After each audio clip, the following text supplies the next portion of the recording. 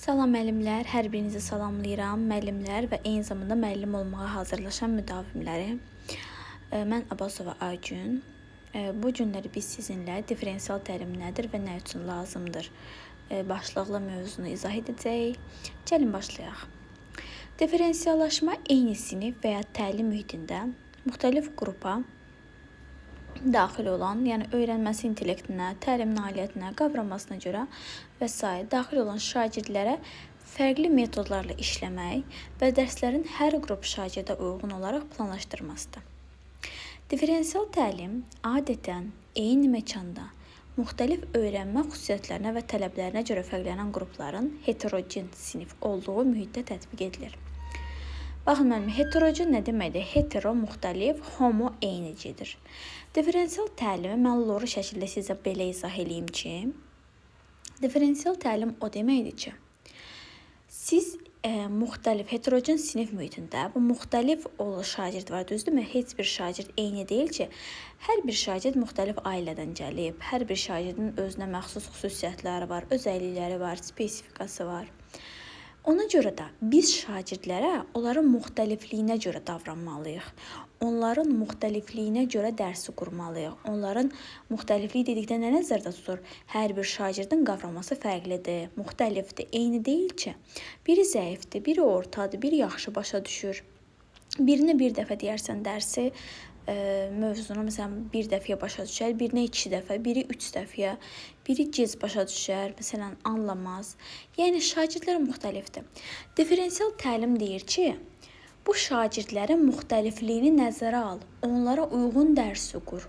Onların o fərqliliklərini, qavramasını, eyni zamanda intellektini nəzərə al və onların müxtəlifliyinə uyğun dərsi qur. Şagirdlərə fərqli və fərdi yanaş deyir. Bu deməkdir. Məsələn, müxtəlif təlim ehtiyacı və öyrənmə xüsusiyyətlərinə malik olan şagirdlər üçün müəllim daha çevik dərs planlamalıdır. Müəllim müxtəlif səviyyədə olan şagirdlərin uğur qazanmaları üçün lazım olan məzmunu, öyrənmək üçün istifadə olunan fəaliyyəti və ya şagirdlərə uyğun gözləntiləri düzgün müəyyənləşdirən dərsi planlaşdırdıqda differensiasiya baş verir. Əsas məqsəd ondan ibarətdir ki, müəllim dərs zamanı qarşıya qoyulan məqsədə bütün şagirdlərin çatdığına əmin olsun. Şagirdlər öyrənmə surətinə görə də fərqlənirlər.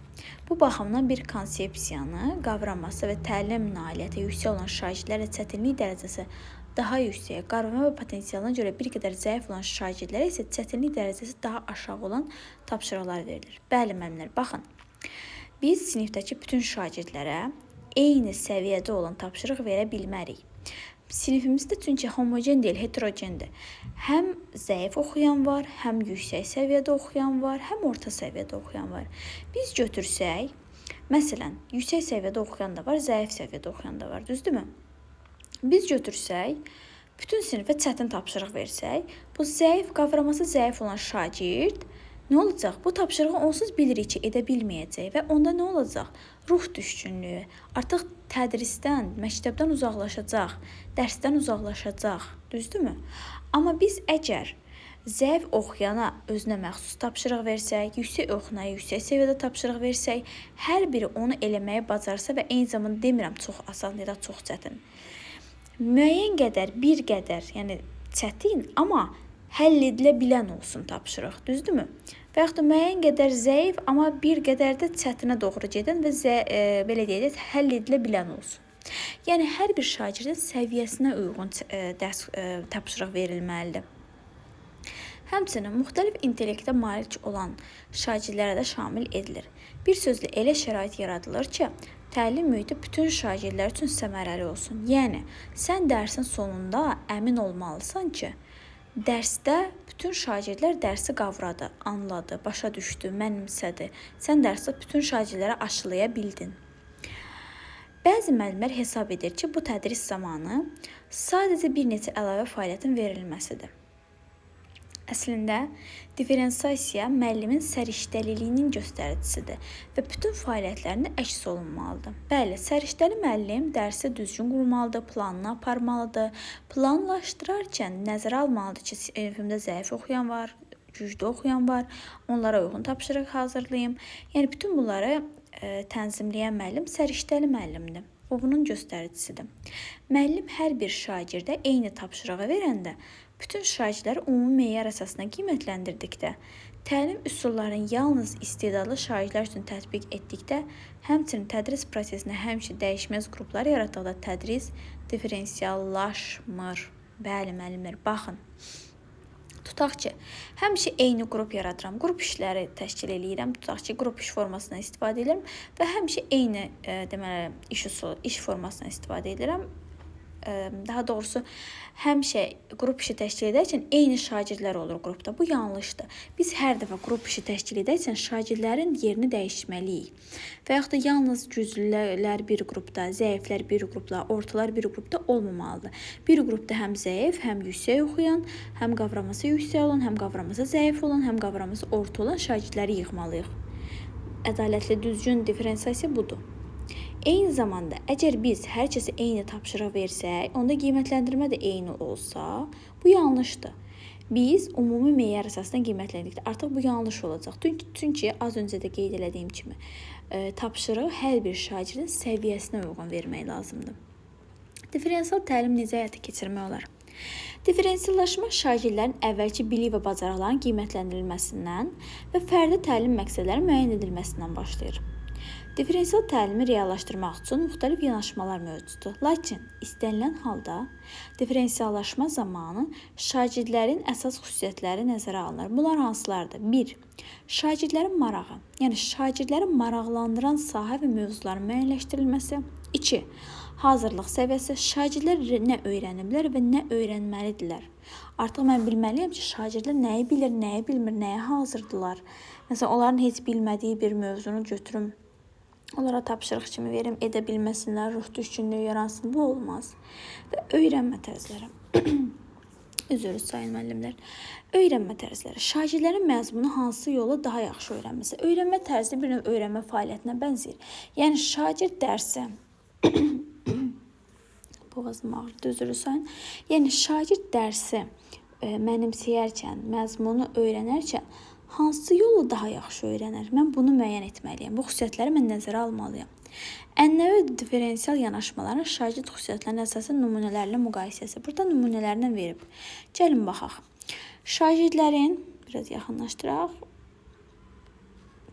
Şagirdlərin xüsusiyyətləri. Baxın, şagirdin marağı. Ənənəvi yanaşmaya görə tarix dərsində müəllim müzakirə üçün və ya layihə üçün özü bir mövzu müəyyənləşdirir. Yəni özü seçir bu mövzunu. Heç düşünmür ki, bu şagirdə maraqlı olacaq bu mövzu, yoxsa maraqlı olmayacaq. Amma diferensial yanaşmada nə deyir? Müəllim müzakirə mövzusunu müəyyənləşdirir. Şagirdlər isə müzakirə obyektini, yəni hər hansı bir mövzu müxtəlif hadisə faktlar əsasında öyrənilə bilər. Bu faktlar və hadisələr şagirdlərin özləri tərəfindən onlara maraq dairəsinə uyğun olaraq müəyyənləşdirilir. Yəni nə oldu? Burada müəllimlər şagirdin marağı nəzərə aldı, düzdürmü? Təbii ki, şagirdin marağı nəzərə alınması da bizim kurikulumun prinsiplərində də var. Yəni şagirdin maraq və tələbatı nəzərə alınmalıdır. Hazırlıq səviyyəsi. Gəlin ənənəvi yanaşmaya baxaq. Xarici dil dərsində müəllim əvvəlcədən mövzuları, materialı müəyyənləşdirir. Bütün şagirdlər eyni çətinlik dərəcəsində olan material üzərində eyni templə çalışırlar. Əlbəttə ki, yanlışdır. Eyni səviyyədə olan bir tapşırıq bütün şagirdlərə verilməsi, əlbəttə ki, az öncə də qeyd elədim ki, hər bir şagirdin müxtəlif qavraması var, müxtəlif anlaması var. Anlama dərəcəsi müxtəlifdir. Ona görə də hər birinə özünə uyğun səviyyədə verilməlidir tapşırıqlar, materiallarda. Müəllim diaqnostik qiymətləndirmə ilə şagirdlərin bilik və bacarıq səviyyəsini təyin edir və daha sonra tapşırıq və mövzuların çətinlik dərəcəsinə uyğun mətn və tapşırıq verəcəyini müəyyənləşdirir. Yəni, o diaqnostik qiymətləndirmə nəticəsində müəllimə imkan yaradır ki, artıq o məlumatlı olur ki, bu şagirddə yəni ilkin biliklər hansılardır? Yəni, bir növ müəllimə proqnoz verir. İlkin məlumat verir ki, bu şagird təxmini nəyi bilir, nəyi bilmir, şagirdin hazırlıq səviyyəsi nə dərəcədədir, hansı biliyə sahibdir. Yəni, bu bir növ diaqnostik qiymətləndirmə müəllimə kömək eləyir ki, dərsin növbəti addımını necə qurmalı olduğunu kömək eləyir, göstərir. Öyrənmə tərzi. Riyaziyyat dərsində mövzu əsasında öyrənmə xüsusiyyətləri nəzərə almadan bütün sinifə eyni tapşırıqlar verir. Öyrənmə tərzi nəzərə almır ki, bu şagird tutaq ki, fərdi işləməyi sevir və yaxud da qrupla işləməyi sevir, elə hamıya eyni formada verir. Amma differensial yanaşmada necədir? Müəllim mövzunu müəyyənləşdirir, məsələn, kvadrat tənliklərin həlli. Bəzi şagirdlər vizuallaşdırmaqla, simulyasiya yaratmaqla, bəziləri qeyd götürməklə öyrənir. Bəziləri qrupda və ya fərdi işləməklə, yalnız kitabdakı tapşırıqları yerinə yetirir, bəziləri isə qrupda və ya fərdi şəkildə işləyir. Yəni, amma həyati situasiyalar daha çox önəm verir. Yəni, burada artıq müəllim şərait yaradır ki, hər bir şagird öz öyrənməsinə görə, öz öyrənmə tərzinə görə dərsi həll etsin. Məncə bu aydın olur, fərqi gördük. Differensial təlim dərsin bir neçə komponentində öz əksini tapır. Bu hansıdır? Deməli, dərs zamanı birinci məzmun, şagirdə ötürülən informasiya, şagirdə ötürülən məlumat. Dərs zamanı tədris olunan məzmun alt standartların tələblərinə uyğun olmalıdır. Təbii ki, əlbəttə ki, çünki məqsəd alt standartdan çıxarılır. Lakin tədris zamanı sinifdə olan şagirdlərin bəziləri məzmunu tamamilə anlamaya bilər. Bəziləri qismən mənimsəmiş ola bilər və bəziləri isə daha yaxşı qavraya bilər. Bəli. Bunun üçün nə etməliyik? Şagirdlər üçün tapşırıq hazırlayarkən diqqət yetirmək lazımdır ki, bu tapşırıqlar Bloom taksonomiyasının mərhələsinə uyğun olsun. Tapşırıqların çətinlik dərəcəsi müəyyənləşdirən meyarlardan biri idraki sahənin mərhələləridir.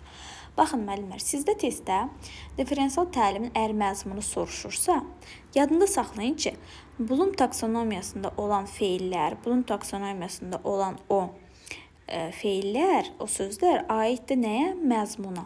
Məsələn, nümunə, tolerantlıq nədir? Tolerantlığın növlərini onların mahiyyəti ilə uyğunlaşdırın. Mədəni tolerantlığı əks etdirən mətni rollu oyun şəkli nümayiş etdirin.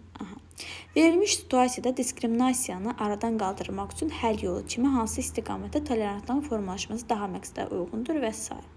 Yəni, burada sırf feillər olur, Bloom taksonomiyasının mərhələsinə uyğun olur. Buna görə də məzmun burada bundan ibarət olacaq. Proses. Proses dərsin şagirdlər üçün düzgün qurulması. Yəni, hər bir şagirdin özünə məxsus intellekti var, öyrənmə tərzi var.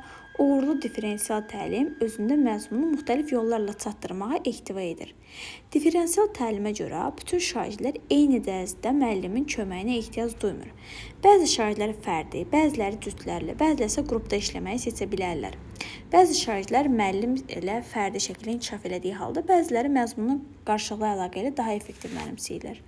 Differensial təlim zamanı şagirdlərin marağı da nəzərə alınmalıdır. Bəli, müəllimlər, differensial təlimdə prosesdə artıq müəllim şagirdlərin bir növ öyrənmə prosesi bir növ necə yadda saxlayın, dərsin gedişatındakı öyrənmə fəaliyyəti kimi yadınızda saxlayın.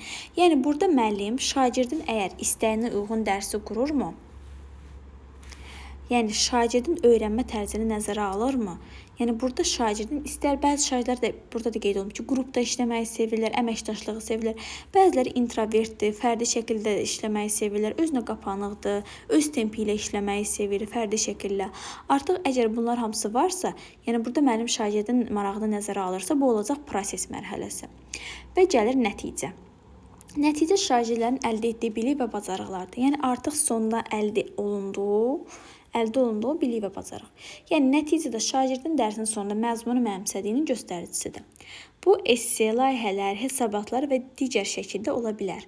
Şagirdlərə öz öyrənmə tərzinə uyğun tapşırıqlar hazırlamağa, nəticə hasil etmək imkan yaratmaq lazımdır. Məsələn, yazıb oxuyaraq öyrənən şagird mətnlə bağlı yazı hazırlayır.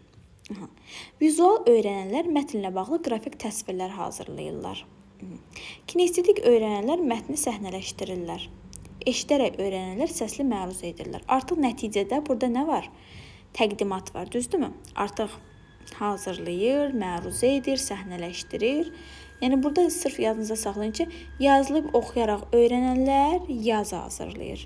Vizual öyrənənlər təsvir hazırlayır. Artıq bu formada yadımıza saxlayır. Yəni, nəticə bizdə artıq əldə etdiyimiz o biliyi təqdim etmək, mənimsədiyimizin göstəricisidir. Və qiymətləndirmə gəlir. Qiymətləndirmə formativ və summativ qiymətləndirmənin nəticəsinə uyğun olaraq sinifə ümumi rəy bildirmə əvəzinə hər şagirdlə əks əlaqə qurulur və onlara ayrı-ayrılıqda çətinlik mövzularla bağlı nəyin üzərində işləyəcəyi barədə konstruktiv rəy verilir. Sinifdə eyni zamanda müəllim tərəfindən aparılan qiymətləndirmə, özünü qiymətləndirmə və qarşılıqlı qiymətləndirmə istifadə də differensial təlimə xidmət edir. Baxın müəllimlər, qiymətləndirməni biz növbəti dərsdə, bundan sonra deməli təlim formalarıdır, təlim modelləridir. Daha sonra qiymətləndirmə gəlir. Orada keçəcəyik. Orada var deməli məktəb daxili qiymətləndirmə, formativ, summativ, diaqnostik. Burada bütün bunları daha ətraflı, geniş formada keçəcək. Narahat olmayın, amma bunu bilək ki, burada eyni zamanda, yəni ümumi sinifə rəy bildirmək əvəzinə hər bir şagirdə əks əlaqə qurulmalıdır. Nə üzərində işləmək lazımdır? Nəyi daha da çox inkişaf elətdirmək lazımdır. Bununla bağlı şagirdlərə konstruktiv rəy vermək lazımdır. Konstruktiv rəy nədir? Bunu da keçəcəm, sizə narahat olmayın. Eyni zamanda təkcə müəllim şagirdi qiymətləndirmir, şagirdlər arasında da olur. Yəni qarşılıqlı qiymətləndirmə, özünü qiymətləndirmə ola bilər. Bütün bunlar differensial təlimə xidmət edir. Və öyrənmə mühiti. Öyrənmə mühiti optimal öyrənmə həm fiziki, həm də psixoloji elementlərin olması şərtdir. Fiziki amil sinifdə quruluşun və maddi texniki təminatın olması nəzərdə tutulur. Psixoloji baxımdan müəllimlər təhlükəsiz və dəstəkləyici öyrənmə mühitini formalaşdıran sinif idarə etmə üsullarına istifadə etməsinə ehtiva edir. Bəli, müəllimlər. Öyrənmə mühiti odur ki, yəni biz şagirdə təhlükəsiz bir dəstəkləyici öyrənmə mühiti yaratmalıyıq və elə bir öyrənmə mühiti yaratmalıyıqsa, şagirdlər özlərini orada tam sərbəst, müstəqil, fikirlərini aydın söyləyə bilən, müxtəlif iş üsullarına istifadə edərək özlərini rahat hiss etmələrini, təhlükəsiz hiss etmələri və müəlliminin ona yəni avtoritet deyil, demokratik olduğunu, dəstək olduğunu nümayiş etdirməlidir. Bunu hiss elətdirməliyik. Nümunə tapşırığı müzakirə etmək üçün bəzi şagirdlər qruplara ayırın. Şagirdlərə fərdi oxumağa icazə verin. Diqqət yayındıran amillərin olmadığı sakit məkanlar yaradın. Öyrənmə mühiti müəllimlər çıxıb yeni dərslikdə, yəni bunu oxumasanız da olar, sadəcə qısa formada izah verdim, amma öyrənmə mühiti çıxıb. Buna görə narahat olmayın. Ənənəvi və differensial yanaşmalarda differensiallaşmanın komponentlərinin nümunələri. Bayaq da qeyd eləmişdim, elə onu oxşardı. Gəlin bir ikisinə baxaq, qalanın özünüz oxuyarsınız. Çünki bu çox, sadəcə fərqi başa düşmək lazımdır. Çox önəmli deyil. Məsələn, məzmun. Ənənəvi yanaşmada müəllim ədəbiyyat dərsində bütün şagirdlərə eyni bir əsəri oxumağa tapşırır və onun ətrafında müzakirələr aparmağı planlaşdırır. Differensial yanaşmada isə müəllim şagirdin marağını və qaralma səviyyəsini nəzərə alır, eyni mövzuya aid olan bir neçə əsər müəyyənləşdirir. Fərqə baxın, ənənəvidə bir əsəri oxuyur hər kəs, amma burada bir əsərə aid, eyni mövzuya aid bir neçə əsər müəyyənləşdirir. Artıq burada nə olur? Müəllim differensial yanaşmaya görə şagirdin marağını nəzərə alır. Düzdürmü?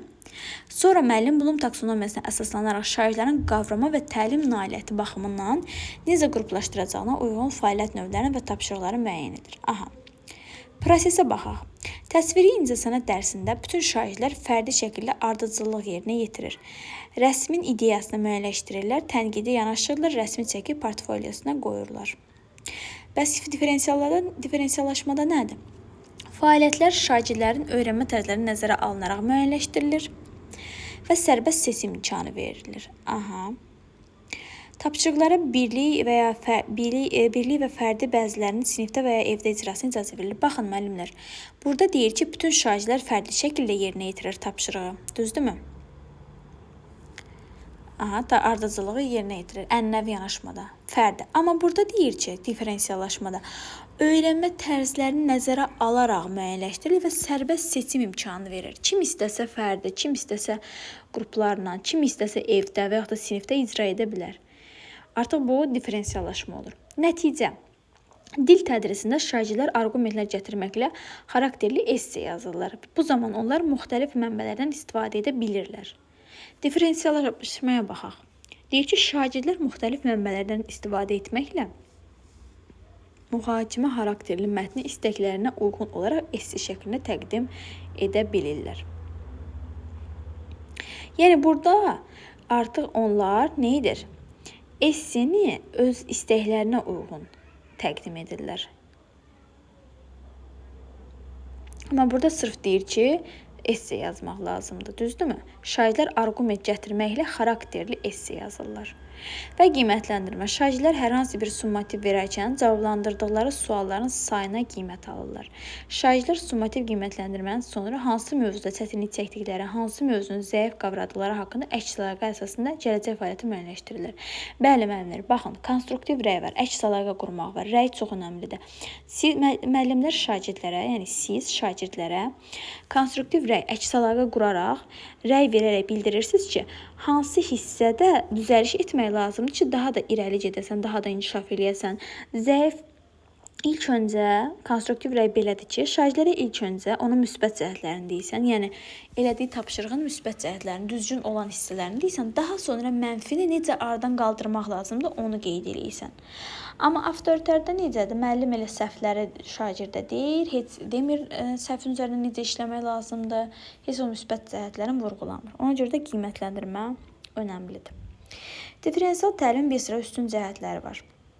Tədqiqatlar göstərir ki, differensial təlim yüksək qabiliyyətli şagirdlərlə yanaşı, əlilliyi olan şagirdlər üçün də effektivdir. Bəli, müəllimlər, biz yadınızdadırsa, inklüziv təhsil keçmişdik ki, orada demişdik ki, sağlamlıq imkanı məhdud olan şagirdə bir növ differensial təlim onun daxilində var. Bəli, təbii ki də hər bir şagirdə fərdi yanaşmaq, onunla fərdi şəkildə əks əlaqə qurmaq, müxtəlifliyi nəzərə alaq, onun öyrənmə tərzinə uyğunlaşdırmaq dərsi, bütün bunlar differensial təlimə aiddir və eyni zamanda sağlamlıq imkanı məhdud olan şagirdlərin də öz öyrənmələrini nəzərə almaq, yəni təkcə sadə, yəni şagirdlərdən getmir. Eyni zamanda intellekti zəif olan, qavraması potensialı zəif olan, sağlamlıq imkanı məhdud olanlar üçün də differensial təlim çox önəmlidir və effektivdir. Şagirdlərə materialı necə öyrənə biləcəklərinə daha çox seçim verildikdə onlar öz öyrənmələri üçün daha çox məsuliyyət hiss edirlər. Bəli, differensial təlimdə belədir ki, biz şagirdlərə seçim veririk. Məsələn, istəsə bu tapşırığı hansı formada yerinə yetirə bilər? Esse yaza bilər, təqdimat eləyə bilər, şifahi şəkildə danışa bilər, audio səsli formada. Yəni artıq bunu biz şagirdə verməklə şagirdlər özlərində özü seçim edirlər və özlərində bir məsuliyyət hissi yaranır. Daha sonra, müəllimlər öyrənmə prosesini şagirdlərin təlim ehtiyaclarına görə təşkil etdiyindən daha az nizam-intizam problemlərinin olduğu müşahidə edilir. Əvəzində şagirdlərin öyrənmə ilə daha çox məşğul olduğu görünür. Bəli, öyrənmə prosesi şagirdlərin marağına uyğun qurulduqda artıq onlar təlim-tədris prosesindən kənar olmur. Yəni, bir var şagirdə maraqlı olmayan bir tapşırığı formasını elə verəsən, ona maraqlı olmayan, tapşırığı eləmək istəmir, fikrini yayındırır, pəncərəyə baxır, digər şagirdləri fikrini yayındırır. Amma bir də var ona maraqlı formada dərsi qurasan və onun fikri ancaq dərsdə olur, dərsi tapşırığı yerinə yetirməyə can ata. Buna görə də differensial təlim bu baxımdan çox effektivdir. Bəs differensiallaşma və scaffolding nədir? Gəlin buna nəzər yetirək. Effektiv differensiallaşdırılmış tədris proqramı şagirdlərin yaxın inkişaf zonası daxilində onların təlim ehtiyaclarına cavab verən və smart məqsədləri olan yüksək keyfiyyətli tədris deməkdir. Ümumi təlim strategiyası kimi differensiallaşma scaffoldinga oxşayır. Belə ki, hər ikisində məqsəd müxtəlif şagirdlərin eyni təlim nəticəsinə çatmağa nail olmaqdır. Yəni şagirdə olduğu hədəfə çatdırmaqdan ibarətdir. Deməli, yadımızda saxlayırıq, hər iki halda differensiallaşma da, scaffoldingdə də məqsəd, yəni oxşar cəhət nədir? Müxtəlif şagirdlərin eyni təlim nəticəsinə, yəni məqsədə çatmasına nail olmaq. Amma buna baxmayaraq bu iki yanaşma bir-birindən fərqlənir. Differensial yanaşma dərs prosesində həyata keçirilir, scaffolding isə bütövlükdə tədris yanaşmasını əhatə edir. Bəli, baxın müəllimlər, differensial yanaşma biz dərs prosesində həyata keçiririk. Yəni biz dərs prosesində şagirdə fərdi yanaşırıq, onlara uyğun təlim prosesini qururuq, öyrənmə fəaliyyətini qururuq. Scaffolding isə bütövlükdə tədris yanaşmasını əhatə edir. Yəni bütövlükdə tədris. Tək bir dərs yox, bütövlükdə tədrisi əhatə edir. Yəni bir növ differensial scaffoldingin içindədir. Elə bir scaffolding böyük bir anlayışdır və onun içində bir neçə hissələrə bölünüb. O hissələrdən biri də differensialdır. Belə yadımızda saxlayaq, belə başa düşək. Öyrənməni təmin etmək üçün daha təcrübəli birinin şagirdləri təlim ehtiyaclarının nəzərə alınması differensial yanaşmadır. Differensial yanaşma scaffoldingin içərisində yer alan prosesdir. Baxın müəllimlər, təcrübəli birinin şagirdləri təlim ehtiyaclarının nəzərə alınması differensial yanaşmadır. Bəli, differensial yanaşmada təcrübəli bir şey olur, yəni bu müəllim olur və şagirdlərə bir yol göstərir, fasilitatorluq edir. Məsələn, skaffoldinq verilən materialları hissə-hissə, asandan çətinə doğru təqdim edilməsini, şagirdin əvvəlki bilik və bacarıqlarına istinad edərək daha təcrübəli birinin fasilitasiya səmərəli öyrənməsini təmin edir. Yəni, skaffoldinqdə asandan çətinə doğru gedir, hissə-hissə gedir, əvvəlki bilik və bacarıqlarına istinad etməsini istəyir. Daha təcrübəli biri isə və s. oxumağı öyrənən şagirdə əvvəlcə hərfləri, hərf birləşmələri öyrədir, daha sonra isə sözlərin, cümlələrin oxunmasını təmin edilir. Bu skaffoldinqdir. Diferensiyalaşmada isə bu proses fasilitasiyasız da həyata keçirilə bilər. Yəni müəllimlər, mən bayaq qeyd elədim. Yəni baxın, skaffoldinq daxilində diferensiyalaşma var. Diferensiyalaşmada təbii ki də fasilitasiyasız da həyata keçirilə bilər. Bəli. Yəni diferensiyalaşma skaffoldinqdə təcrübəli biri olmalıdır. Mütləq səni istiqamət verməlidir, sənə fasilitatorluq etməlidir. Amma diferensiyalaşmada bu olmaya da bilər. Yəni fasilitasiyasız da həyata keçirilə bilər. Çünki şagirdlər özləri də, çünki indi şagirdlər müəllim bir növ diferensiyalaşmada həm fasilitator rolunu oynayır, həm də fasilitasiyasız da həyata keçirə bilər. Yəni müasir təlimdə müəllimin rolu fasilitatordur. Amma burada qeyd eləyir ki, diferensiyalaşmada fasilitasiyasız da həyata keçirilə bilər. Amma skaffoldinqdə fasilitator olmalıdır mütləq şəkildə. Yəni bu da bu deməkdir. Belə müəllimlər, bugünkü dərsimizdə bu qədər. Özünüzə yaxşı baxın. Növbəti dərslərdə görüşənədək.